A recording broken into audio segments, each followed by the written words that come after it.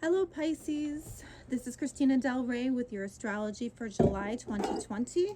We start the month off with Mars previously going into Aries. So this is going to motivate you. It's going to give you a little bit of extra courage, motivation, kind of reignite your inspiration to do something that's kind of new and fresh. Mars is going to be there for an extra long time. It's going to be there for 6 months. So whatever you begin now, that's going to be the start of a new journey. And for you, that's going to be in the second house. The second house has to do with income and also self-worth. So anything that has to do with that, you're going to have a lot of extra energy behind you. Next, we have Saturn going retrograde, and it's retrograding back into Capricorn. And this is a part of your chart that is really being very highlighted right now. This for you is the 11th house. So the 11th house has to do with networking. It has to do with groups, hopes, wishes, and dreams. And it has to do with, how you present yourself to the world.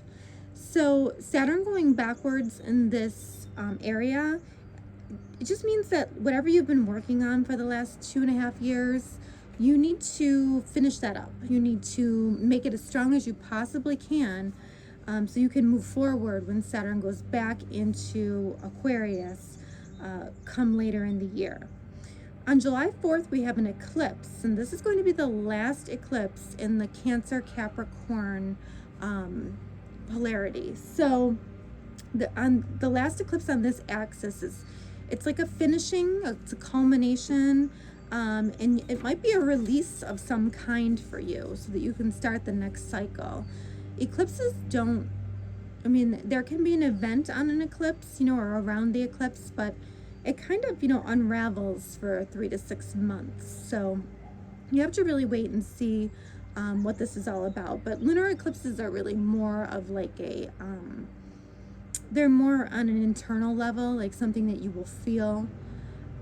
So, pay attention to that.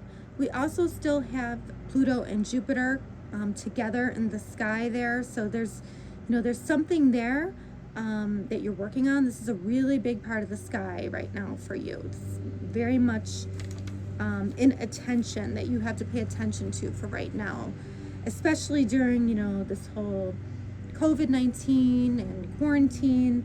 You really kind of have to pay attention. What did you build in this area? What do you need to strengthen before you move to the next cycle? We also have on July 12th, we have Mercury goes direct, which thank goodness. It's been a very rough one. So it goes direct in your 5th house, and that has to do with romance. It has to do with hobbies. It has to do with children.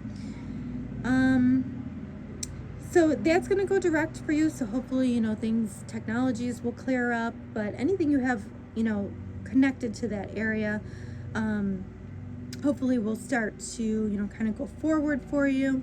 And then we have something kind of special going on. We have a blue moon in Cancer in that same part of the sky for you. And a blue moon is like when you have 2 new moons in the same sign.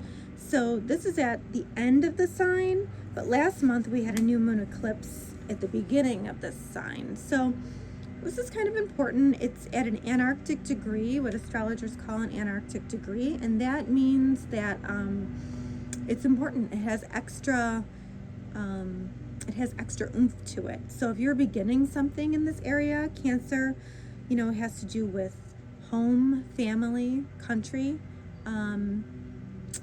It has to do with real estate. So if you're starting anything in these areas or something's coming up for you, pay attention to that. Set your intentions. Hopefully it'll be a great month, and stay tuned for next month's horoscope. Thanks.